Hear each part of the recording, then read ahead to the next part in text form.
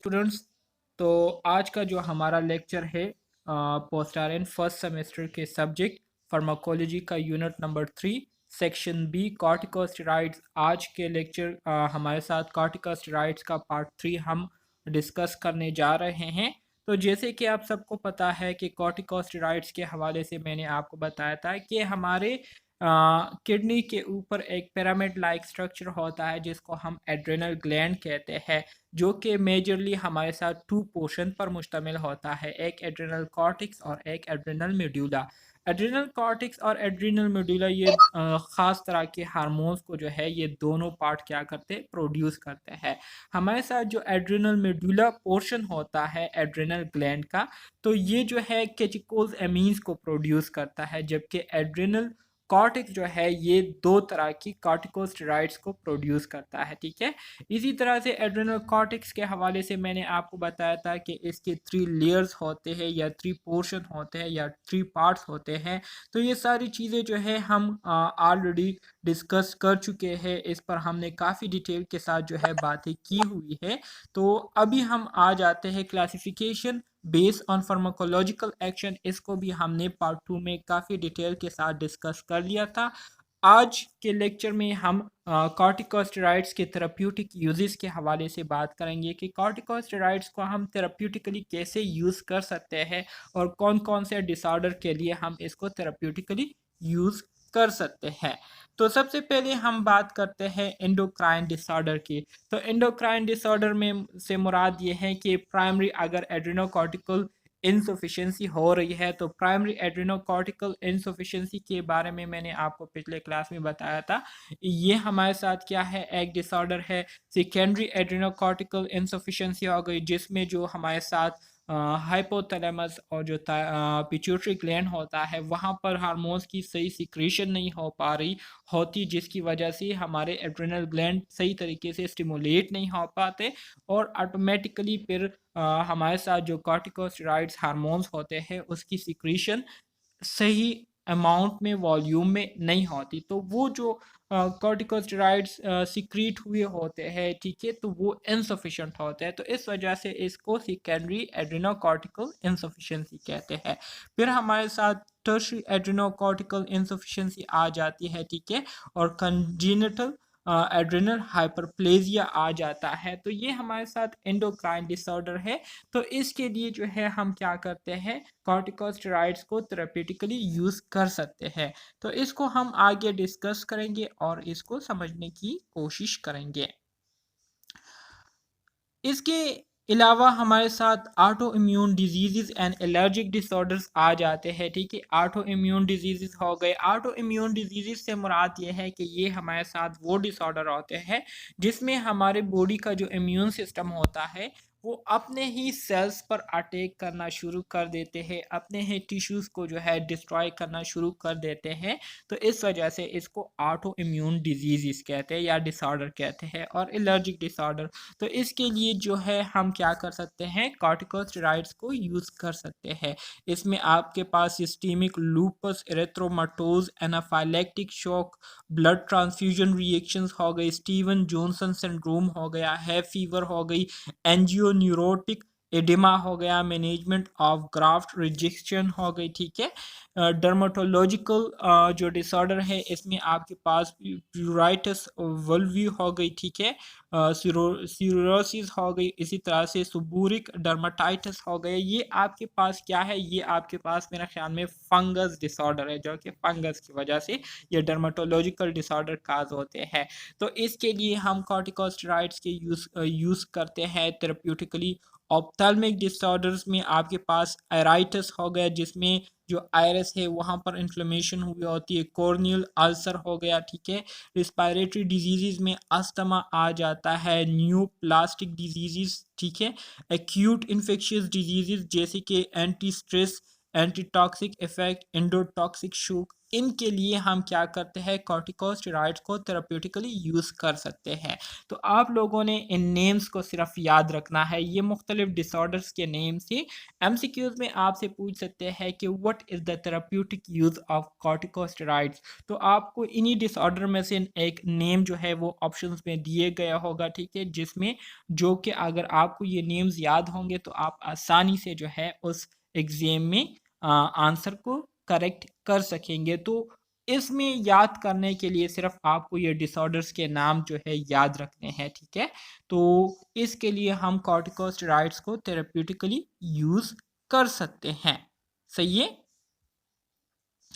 अच्छा जी, diagnosis of Cushing syndrome. Cushing syndrome को किस तरह से हम डायग्नोस कर सकते हैं, तो इसके लिए भी हम कॉर्टिकोस्टेरॉइड्स को जो है थेराप्यूटिकली यूज़ कर सकते हैं।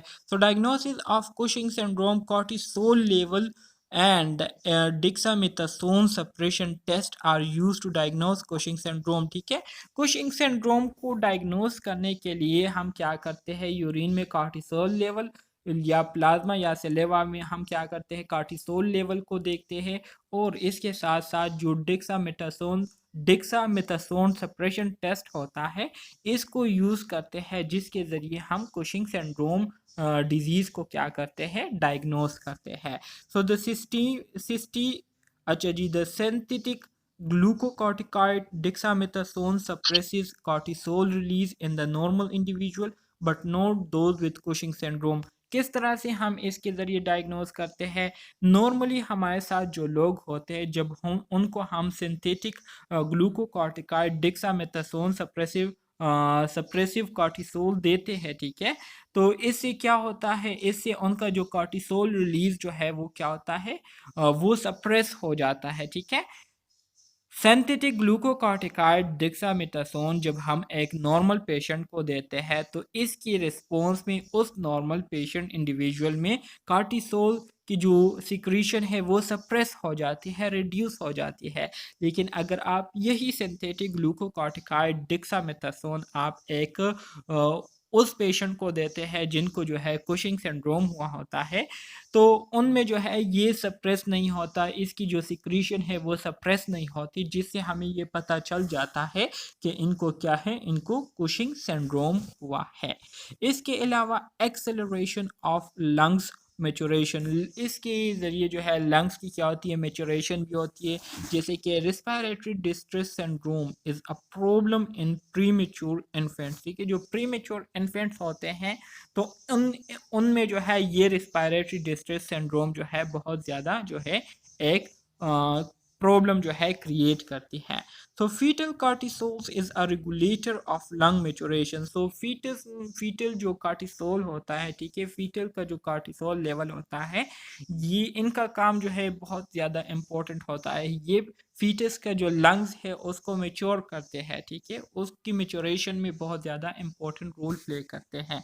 So consequently, arrangement of betamethasone या dexamethasone administered intramuscularly to the mother within 48 hours preceding premature delivery can accelerate lungs maturation in the foetus, ठीक है। सो डिलीवरी से तकरीबन 48 घंटे पहले जो है हम क्या करते हैं, ये डिक्सामेथासोन या बीटामेथासोन जो है इंट्रामस्कुलरली वमेन को क्या करते हैं, एडमिनिस्टर करते हैं। इससे ये होता है कि हमारे साथ जो फीटस है उनके जो लंग्स है वो क्या हो जाते हैं, मेच्योर हो जाते हैं। मतलब जो उनकी फिर पैदाइश होती है तो पैदाइश के बाद जो है वो लंग्स काम करना शुरू कर देते हैं, ठीक है। तो ये इसका क्या है, एक इम्पोर्टेंट फंक्शन है कॉर्टिकोस्टेरॉइड्स का। तो ये भी आप लोगों ने याद रखना है, बहुत ही इम्पोर्टेंट पॉइंट है।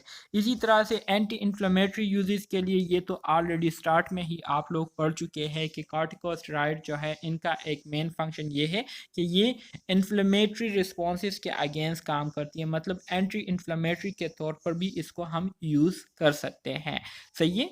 So for suppression of inflammatory component in the rheumatoid arthritis, rheumatoid arthritis में आपको पता है कि इसमें जो जॉइंट के इर्द गिर्द क्या होता है, इन्फ्लेमेशन हुआ होता है या जॉइंट में इन्फ्लेमेशन हुई होती है। तो उस इन्फ्लेमेशन को ख़त्म करने के लिए हम क्या कर सकते हैं, इस कॉर्टिकोस्टेरॉइड्स को यूज़ कर सकते हैं as adjuvant with NSAIDs in severe cases, जिसमें जब सीवियर केसेस होते हैं, ख़तरनाक सिचुएशन होती है, तो इसके साथ फिर हम क्या करते हैं, NSAID देते हैं, non steroid anti inflammatory drugs भी हम पेशेंट को साथ में इसके साथ हम क्या करते हैं, एडमिनिस्टर करते हैं। इसी तरह से ओस्टियोआर्थराइटिस में हम क्या करते हैं, non steroid anti inflammatory drugs देते हैं, इंट्रा आर्टिकुलर इंजेक्शन देते हैं, ठीक है। रिमेटिक फीवर में हम क्या करते हैं, severe cases with CHF congested heart failure हो गया, ठीक है। तो इसमें भी हम क्या करते हैं, ये एंटी इन्फ्लेमेटरी ड्रग पेशेंट को दे सकते हैं। गाउट जो कि आप सबको पता है, ठीक है, ये हमारे साथ एक एबनॉर्मल कंडीशन है, तो इसमें एनसेट फील्ड केसेस एंड कोलचिचिन फील्ड, ठीक है, केसेस इंट्रा आर्टिकुलर इंजेक्शन। तो ऐसे केसेस में भी हम क्या करते हैं, इंट्रा आर्टिकुलर इंजेक्शन देते हैं, जब एनसेड मतलब non steroid anti inflammatory drugs अपना काम करने में नाकाम हो जाए, और इसी तरह से जो कॉलचिचिन होते हैं ये अपना काम करने में नाकाम हो जाए, तो फिर इंट्रा आर्टिकुलरली हम क्या करते हैं, इंजेक्शन देते हैं अपने पेशेंट को एंटी इन्फ्लेमेटरी ड्रग्स का। तो ये इसकी क्या है, थेरेप्यूटिक यूजेस है कॉर्टिकोस्टेरॉइड्स के, जो कि आप लोगों को याद होने चाहिए। इसमें ज़्यादा क्या कहते हैं, सर कपाने वाली कोई बात नहीं है, सिंपल डिसऑर्डर के नाम है। जस्ट आप अगर ये नाम भी याद कर ले तो आपके एग्जाम के लिए काफ़ी हो जाएगा, ठीक है। इसी तरह से आपके पास synthetic glucocorticoids are used in the treatment of dermatitis, inflammatory bowel disease, ठीक है, जैसे कि अल्सरेटिव कोलाइटिस हो गया और क्रॉन डिजीज हो गई। तो इसके लिए हम सिंथेटिक ग्लूकोकॉर्टिकॉइड्स को यूज़ कर सकते हैं, ठीक है। Sarcoidosis and for glucocorticoid replacement in Addison disease और other form of adrenal insufficiency. तो ये हमारे साथ एबनॉर्मल कंडीशन है। इन एबनॉर्मल कंडीशन में हम क्या कर सकते हैं, सिंथेटिक ग्लूकोकॉर्टिकॉइड्स को जो है यूज़ कर सकते हैं, जिससे हमारे ये एबनॉर्मल कंडीशन जो है इसमें कमी आ सकती है और ये दोबारा से नॉर्मलाइज हो सकते हैं। सही है, कोई कंफ्यूजन है इसमें? सर एडिशनल डिजीज में कॉर्टिकॉइड्स की एड्रिनल ग्लैंड की जो है एक्सक्रीशन कम होती है और कुशिंग में ज्यादा होती है, ये डिफरेंस है दोनों। बिल्कुल बिल्कुल, ये इसी तरह से हैं, बिल्कुल। ये आप लोग जो है अपने जो क्या कहते हैं, जो एडवांस कंसेप्ट इन नर्सिंग है उसमें ये सारे डिजीज़ इंशाल्लाह आप लोग डिटेल के साथ पढ़ेंगे। तो मैंने जैसे कि स्टार्ट में ही आपको बताया था कि अगर आप ACN को पढ़ते हैं तो ACN को पढ़ने से आपका जो फार्माकोलॉजी है वो 50% कवर हो जाता है। अगर आप फार्माकोलॉजी को पढ़ते हैं तो फार्माकोलॉजी से आपका जो ACN है वो 30 to 40% जो है वो कवर हो जाती हैं, क्योंकि फार्माकोलॉजी में हम डिजीज़ के सिर्फ जो थेरेप्यूटिक यूजेस है या जो थेरेप्यूटिक ड्रग वगैरह है उसके बारे में बात करते हैं, डिजीज़ को इतना ज़्यादा डिफ़ाइन हम नहीं करते। ACN में हम डिजीज़ को डिफ़ाइन करते हैं, उसके काजेज़ को डिफ़ाइन करते हैं, साइन सिम्टम्स को डिफ़ाइन करते हैं, लेकिन उसकी ट्रीटमेंट पर बात नहीं करते। तो दोनों जो है एक दूसरे के साथ बहुत ज़्यादा रिलेटेड है। तो ये एडेंसन डिजीज़ हो गई, कुशिंग सिंड्रोम हो गया, ठीक है, ये सारी चीज़ें आप लोग इंशाल्लाह ACN में पढ़ेंगे, सही है। तो वहाँ पर ये सारी चीज़ें आपको डिसऑर्डर्स क्लियर हो जाएंगे। अच्छा जी, इसके अलावा ऑर्गन ट्रांसप्लांटेशन, अगर ऑर्गन ट्रांसप्लांटेशन हुई है तो ऑलरेडी मैंने आपको स्टार्ट में ही बताया था, अगर आपको याद हो, कि कॉर्टिकोस्टेरॉइड जो है ये इम्यूनोसप्रेसिव रिस्पॉन्सेज जो है काज करता है, जिससे हमारा जो इम्यून सिस्टम होता है, ठीक है, ये कुछ टाइम के लिए क्या हो जाता है, सप्रेस हो जाता है, जिससे हमारे बॉडी के जो टिश्यूज है उसको जो है वो क्या हो जाती है, एक हेल्प मिल जाती है कि वो उस ट्रांसप्लांट टिश्यूज के साथ जो है क्या करे, उसके साथ एडॉप्टेशन कर ले। सो ऑर्गन ट्रांसप्लांट में combine with other immunosuppressant cyclosporine and azathioprine, इसके साथ जो है हम क्या करते हैं, ये देते हैं, हमारे साथ जो कॉर्टिकोस्टेरॉइड्स होते हैं ये हम देते हैं। क्यों? क्योंकि ये इम्यूनोसप्रेसेंट इफ़ेक्ट्स को प्रोड्यूस करता है, जो कि ट्रांसप्लांट ऑर्गन के लिए बहुत ज़्यादा इम्पोर्टेंस रखता है। प्रोलॉन्ग यूज़ के लिए हम क्या करते हैं, प्रेडनिसोलोन या मिथाइल प्रेडनिसोलोन जो है हम यूज़ करते हैं, ताकि इसका जो इफ़ेक्ट टाइम पीरियड होता है वो एक ज़्यादा टाइम के लिए ये अपने इफ़ेक्ट्स को प्रोड्यूस करें और हमारी बॉडी को जो है फ़ायदा पहुंचता रहे। इसी तरह से इमीडिएट ड्यूरेशन ऑफ एक्शन के लिए भी हम इसको यूज़ कर सकते हैं। Can be easily tapered, can be converted to an alternative regimen. इसी तरह से कॉर्टिकोस्टेरॉइड्स को अल्टरनेटिव रीजमेंट के तौर पर भी हम इसको यूज़ कर सकते हैं। इसकी जगह हम दूसरे कॉर्टिकोस्टेरॉइड्स भी यूज़ कर सकते हैं। तो ये हमारे साथ क्या है, थेरेप्यूटिक यूजेस के बारे में आप लोगों को बताया जा रहा है कॉर्टिकोस्टेरॉइड्स के। इसी तरह से कंट्रा इंडिकेशन की अगर हम बात करें, कंट्रा इंडिकेशन से मुराद ये है कि वो कौन सी कंडीशन है जिसमें आप कॉर्टिकोस्टेरॉइड्स को बिल्कुल यूज़ नहीं कर सकते, तो इसको कहते हैं कंट्रा इंडिकेशन। ठीक है, और इंडिकेशन से मुराद वो कौन सी कंडीशन है जिसमें हम इसको यूज़ कर सकते हैं, तो इसको इंडिकेशन कहते हैं। और कंट्रा इंडिकेशन इसके ऑपोजिट है, मतलब वो कौन सी कंडीशन है जिसमें हम इसको यूज़ नहीं कर सकते। तो पेप्टिक अल्सर में जो है हम कॉर्टिकोस्टेरॉइड्स को नहीं यूज़ कर सकते, हाइपरटेंशन में यूज़ नहीं कर सकते, साइकोसिस में यूज़ नहीं कर सकते, डायबिटीज़ मेलाइटिस में यूज़ नहीं कर सकते, ग्लूकोमा में यूज़ नहीं कर सकते।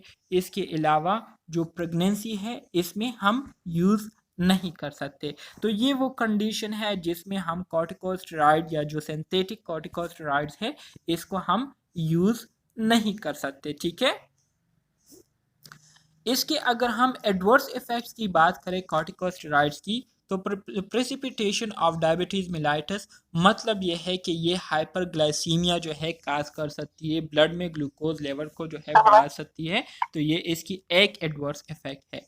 इसके साथ साथ increase susceptibility to infection, immune responsive suppression, क्योंकि ये इम्यून सिस्टम को सप्रेस करता है तो इसकी वजह से इन्फेक्शन के काज होने के खतरे जो है वो बढ़ जाते हैं, क्योंकि इम्यून सिस्टम जो है वो सप्रेस रहता है। तो सप्रेस रहने की वजह से फॉरेन ऑब्जेक्ट जो है वो आसानी से बॉडी पर अटैक कर सकते हैं। काइंडली माइक अपने म्यूट करें, यूज नहीं कर सकते।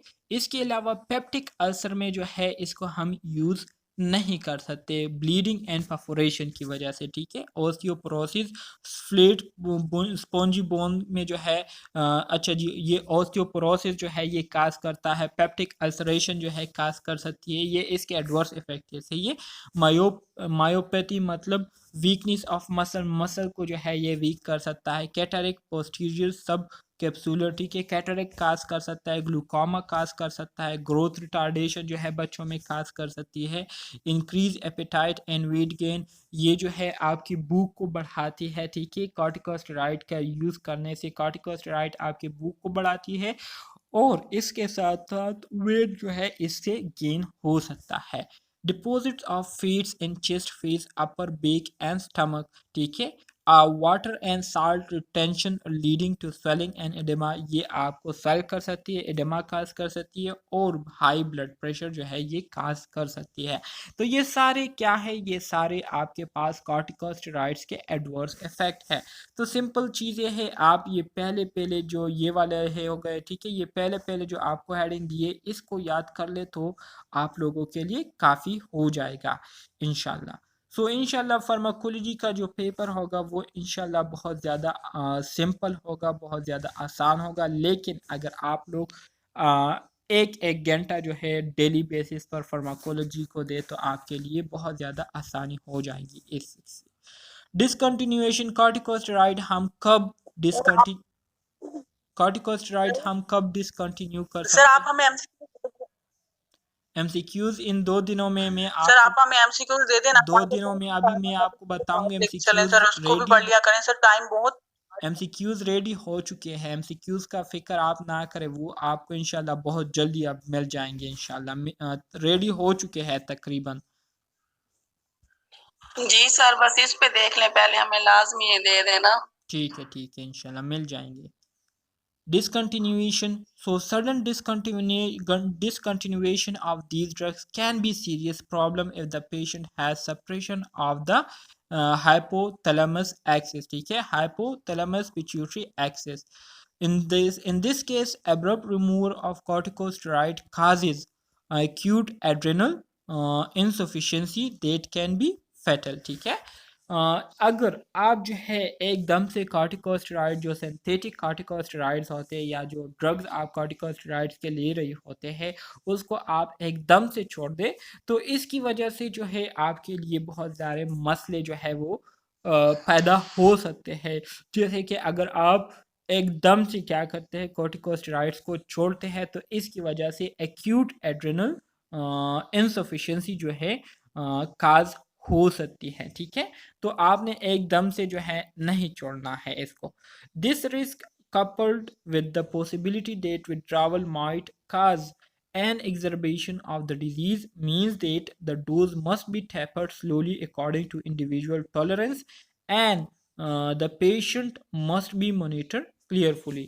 कहते हैं कि जब भी हम कॉर्टिकोस्टेरॉइड को डिसकंटिन्यू करते हैं तो आपने एकदम से इसको नहीं छोड़ना है बल्कि आहिस्ता आहिस्ता जो डोज है उसको कम करते करते करते और आखिर में जो है इसको आपने छोड़ देना है। तो इस तरीके से आप जो है कॉर्टिकोस्टेरॉइड्स को क्या करेंगे डिसकंटिन्यू करेंगे और अगर ऐसा नहीं करते तो आपके लिए दोबारा से बहुत सारे मसले जो है वो पैदा हो सकते हैं। Tapering off the dose of steroid side effects are minimize by taking the lowest dose possible, ठीक है। जितना आप कम मिकदार में कॉर्टिकोस्टेरॉइड को लेंगे तो इसके साइड इफ़ेक्ट भी क्या होंगे कम होंगे, ठीक है। It is important to avoid self regulation of doses either by adding more और stopping drug without a schedule, ठीक है।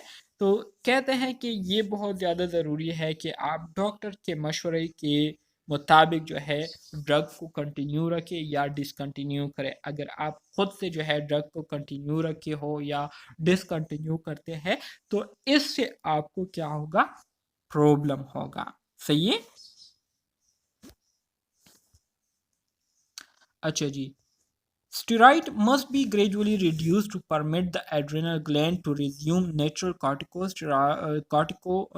cortisol production। जाहिर बात है कहते हैं कि जब भी आप स्टेरॉइड डिसकंटिन्यू करेंगे तो आपने आहिस्ता आहिस्ता स्टेरॉइड को क्या करना है छोड़ना है ताकि आपकी जो एड्रेनल ग्लैंड है इसको मौका मिले कि वो दोबारा से नेचुरली कार्टिसोल की प्रोडक्शन जो है उसको स्टार्ट करें। Eliminating dose too quickly can result in adrenal crisis, ठीक है। अगर आप बहुत जल्दी क्या करते हैं कॉर्टिकोस्टेरॉइड की जो मिकदार है उसको छोड़ते हैं स्टॉप करते हैं तो इससे एड्रेनल क्राइसिस काज हो सकती है। इसके अलावा another possible complication to coming off steroid is withdrawal syndrome, ठीक है। तो ये स्टेरॉइड विड्रॉवल सिंड्रोम भी काज कर सकती है। तो इस वजह से एकदम से मेडिकेशन जो है नहीं छोड़नी चाहिए। इसके बाद हमारे साथ जो अगला टर्म आता है वो है एनाबोलिक स्टेरॉइड्स। एनाबोलिक स्टेरॉइड्स किसे कहते हैं इस पर अब हम बात करेंगे और इसको समझने की कोशिश करेंगे। According to national institute of drug abuse, anabolic steroids are synthetic substances related to the male sex hormones androgens. They promote growth of skeletal muscles and the development of male sexual characteristic androgenic effect. National institute of drug abuse के मुताबिक anabolic steroids ये हमारे साथ वो synthetic substances होते हैं जो कि मेल के जो सेक्स हार्मोन्स होते हैं एंड्रोजीन उससे रिलेटेड होते हैं, ठीक है। इनका काम ये होता है कि ये स्केलेटल मसल की ग्रोथ को प्रमोट करती है और इसके साथ साथ जो मेल सेक्सुअल करैक्टरिस्टिक्स होती है उसकी डेवलपमेंट करती है, एंड्रोजीनिक इफेक्ट्स को काज करती है, ठीक है। जैसे कि जिस्म पर बॉडी अच्छा जी बॉडी पर जो है हेयर्स का पैदा हो जाना, ठीक है, जैसे कि मेल्स की बॉडी पर होता है जगह जगह, ठीक है। इसी तरह से वॉइस में चेंजेस का आ जाना, ठीक है। तो बहुत सारे मेल सेक्सुअल करैक्टरिस्टिक्स है, ठीक है, जो कि इस एनाबोलिक स्टेरॉइड के यूज़ की वजह से पैदा हो जाते हैं, ठीक है। तो इसको क्या कहते हैं एनाबोलिक स्टेरॉइड कहते हैं। ये सिंथेटिक सब्सटेंसेस होते हैं जो कि मेल सेक्स हार्मोन से रिलेटेड क्या करते हैं काम करते हैं। The proper term for those compound actually is anabolic या एंड्रोजेनिक स्टेरॉइड। इसके लिए जो प्रॉपर टर्म यूज होता है इसको एनाबोलिक या एंड्रोजेनिक स्टेरॉइड्स भी कहते हैं। Anabolic refers to muscle building. Anabolic से मुराद ये है कि ये क्या करता है, मसल्स को बनाता है। आप लोगों ने देखा होगा कि कुछ लोग ऐसे होते हैं जो जब जिम करते हैं तो जिम्स के लिए वो अपनी बॉडी या अपने मसल जल्दी बनाने के लिए वो मुख्तलिफ़ किस्म के स्टेरॉइड इंजेक्शन लगाते हैं। तो जो स्टेरॉइड इंजेक्शन लगाते हैं ना, तो उसको क्या कहते हैं, एनाबोलिक स्टेरॉइड्स कहते हैं। जिससे उनके क्या होते हैं, उनके मसल जो है बहुत कम टाइम में जो है वो बन जाते हैं। तो इससे बहुत ज़्यादा जो है उन लोगों को फिर नुकसानात भी जो है वो उठाने पड़ते हैं। ठीक है। तो androgenic refers to increase masculine character, जो मस्कुलाइन करेक्टरिस्टिक्स होती है उसको बढ़ाती है। So steroids refer to the class of drug, और स्टेरॉइड जो है ये हमारे साथ क्या है, ड्रग के एक क्लास को रिप्रेजेंट करती है। सो एनाबोलिक से मुराद ये है कि ये मसल बिल्डिंग करती है, एंड्रोजेनिक से मुराद ये है कि ये मेल करेक्टरिस्टिक्स को प्रोड्यूस करती है, और स्टेरॉइड जो है ये ड्रग्स की क्या है, क्लास को रिप्रेजेंट करती हैं। सो एनाबोलिक या एंड्रोजेनिक स्टेरॉइड्स। एनाबोलिक स्टेरॉइड्स क्या है, anabolic steroids is available legally only by prescription. ठीक है, अगर डॉक्टर आपको प्रिस्क्राइब करते हैं तभी ये आपको मिल सकती है लीगली। अगर डॉक्टर प्रिस्क्राइब नहीं करते तो फिर लीगली आप इसको हासिल नहीं कर सकते।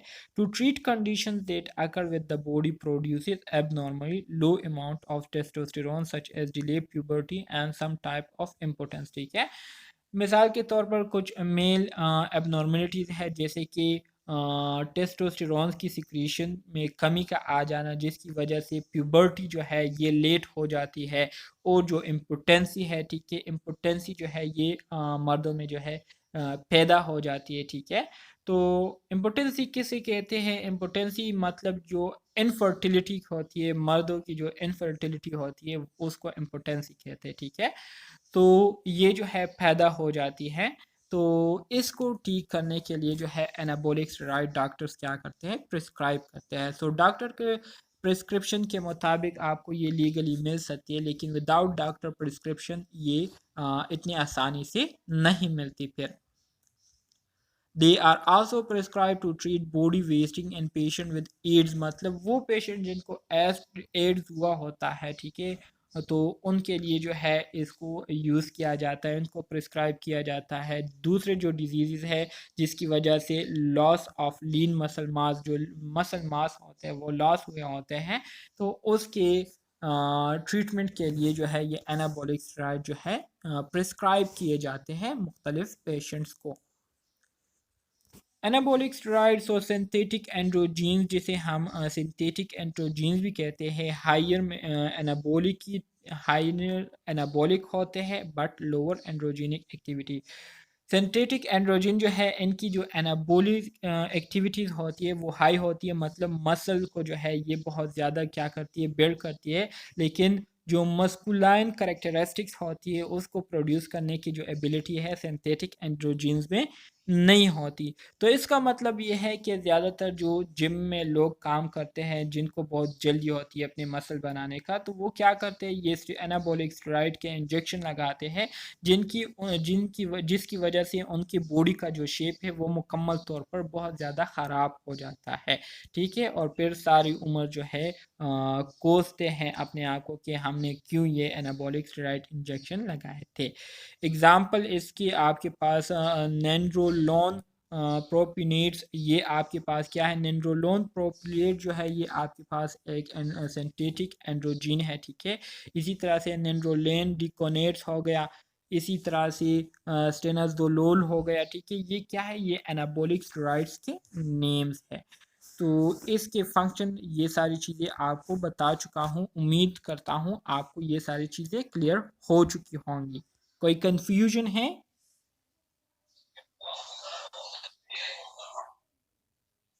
Any question? No sir. Okay, very good. Anabolic steroids की जो थेरेप्यूटिक यूजेस है तो ऑलरेडी मैं आपको बता चुका हूँ कि इसकी थेरेप्यूटिक यूजेस हम इसको किन मकासद के लिए यूज़ करते हैं। कैटाबॉलिक स्टेट मतलब एक्यूट इलनेस, सेवियर ट्रामा और मेजर सर्जरी में हम इसको यूज़ करते हैं। ओस्टियोपोरोसिस में इसको यूज़ करते हैं। सब ऑप्टिमल ग्रोथ इन बॉयज़, ठीक है, इसमें हम यूज़ करते हैं। परफॉर्मेंस इन्हांसमेंट, कुछ जो एथलीट्स होते हैं वो स्टेरॉइड्स को यूज़ करते हैं ताकि वो जल्दी ना थके और एनर्जेटिक रहे ज़्यादा टाइम के लिए। तो इसमें जो है लोग क्या करते हैं, एनाबॉलिक स्टेरॉइड्स को यूज़ करते हैं। तो ये इसके क्या है, थेरेप्यूटिक यूजेस है, ठीक है। और इसको हम इस मकसद के लिए यूज़ करते हैं। एब्यूज़ क्या है तो सर क्वेश्चन था प्लीज। जी जी। सर ये जो स्किन के लिए यूज करते हैं जैसे ग्लूटाथियोन वगैरह इंजेक्शन भी लगवाते हैं, टैबलेट वगैरह भी लेते हैं, वो भी स्टेरॉइड्स होती हैं? बिल्कुल वो भी स्टेरॉइड होते हैं। जैसे कि आजकल जो फीमेल हजरात होती है वो अपने लिप्स में मुख्तलिफ़ किस्म के इंजेक्शन लगाती है जिससे उनके लिप्स जो है वो बड़े हो जाते हैं। तो ये भी आप लोगों ने देखा होगा कि उनका जो फेस शेप होता है वो सारा जो है ख़राब हो जाता है। स्टेरॉइड्स ये आपके पास वो ड्रग्स है जो कि आपकी जो बॉडी मसल्स होते हैं ना, या जो बॉडी होती है उसको बिल्ड करती है, बनाती हैं। तो कोई भी ड्रग जो कि आपकी बॉडी को क्या करती है, टाइम से पहले उसको क्या करती है, बनाती है, उसको डेवलप्ड करती है। तो ये स्टेरॉइड्स होते हैं, ठीक है, स्टेरॉइड्स। और इसके नुकसानात बहुत ज़्यादा होते हैं।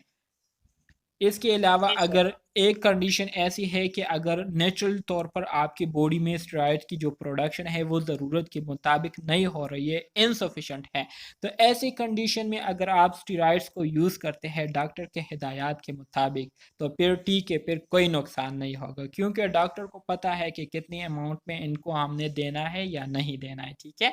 और अगर आप ख़ुद से जो है इसको आप क्या करते हैं, अपने ऊपर टेस्ट करते हैं कि नहीं मैं चाहती हूँ कि मेरा जो फेस है ये थोड़ा-सा ग्लो करे, या मेरे जो लिप्स है, या फीमेल्स की जितनी भी बात है, ठीक है। तो इसके लिए अगर आप यूज़ करते हैं तो ज़ाहिर बात है आप डॉक्टर के प्रिस्क्रिप्शन के बगैर यूज़ कर रहे हैं तो नुकसानात फिर आपको उठाने पड़ेंगे इसके। सही है? Okay sir, thank you.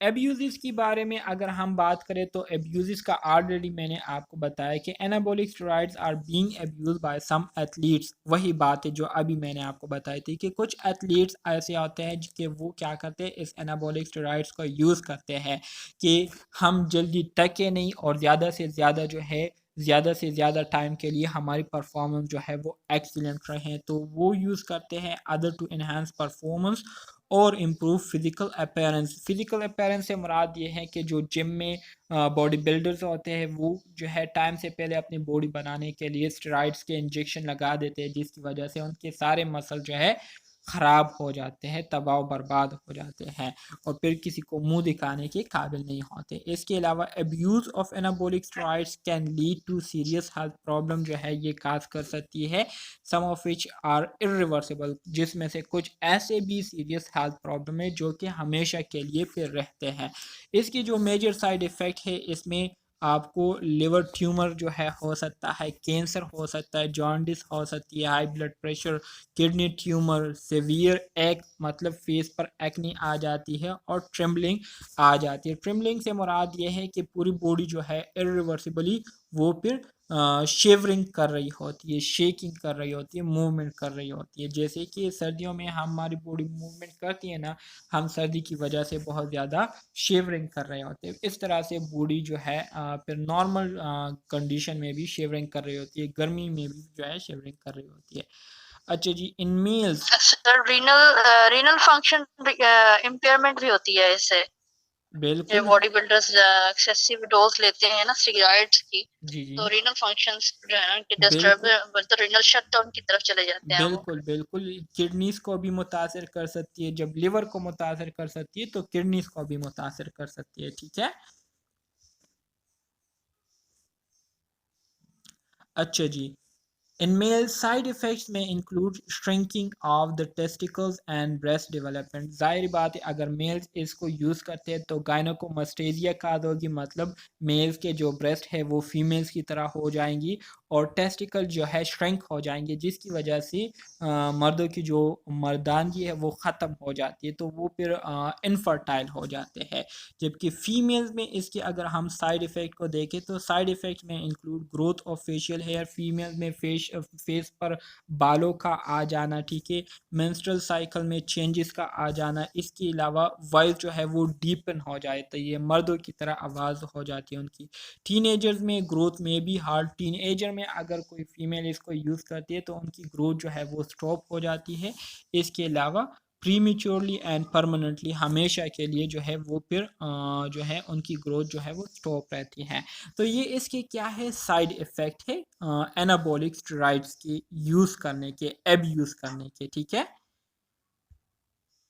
इसी तरह से अगर एंड्रोजीन्स के एडवर्स इफ़ेक्ट को हम देखें तो वायरलाइजेशन या मस्कुलिनाइजेशन ये काज करती है में आकर in women receiving relatively high dose for long period, एक ज़्यादा टाइम पीरियड के लिए अगर वो एंड्रोजीन्स को बहुत ज़्यादा टाइम के लिए हाई डोजेज में लेती हैं तो इनमें जो है मेल्स वाली जो करेक्टरिस्टिक्स है वो पैदा हो जाती है। जैसे कि नीचे आप एक खातून की तस्वीर आप देख सकते हैं, ठीक है।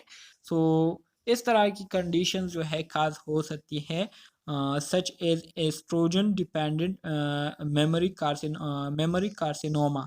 सो ब्रेस्ट कैंसर जो है ये काज कर सकती है, कोलिस्टेटिक जॉन्डिस काज कर सकती है, प्रायोपिज्म काज कर सकती है, सस्टेन इरेक्शन, ओलिगोस्पर्मिया मतलब मेल्स में जो है ओलिगोस्पर्मिया, स्पर्म काउंट जो है वो डिक्रीज हो जाती है, एडिमा काज कर सकती है, by promotion of salt in water retention की वजह से एक्नी, और हेपेटिक कार्सिनोमा, गायनेकोमस्टेरिया, जैसे कि मैंने आपको बताया मेल्स में ये काज कर सकती हैं। सही है। तो ये था आपका सेक्शन बी। उम्मीद करता हूँ आपको यूनिट नंबर 3 का सेक्शन बी मुकम्मल तौर पर समझ आ गया होगा। अगर फिर भी कोई क्वेश्चन है आप कर सकते हैं। अभी क्लास जो है ख़त्म होगी, क्लास के बाद हम दोबारा से सेक्शन सी को स्टार्ट करेंगे यूनिट नंबर 3 का, ठीक है।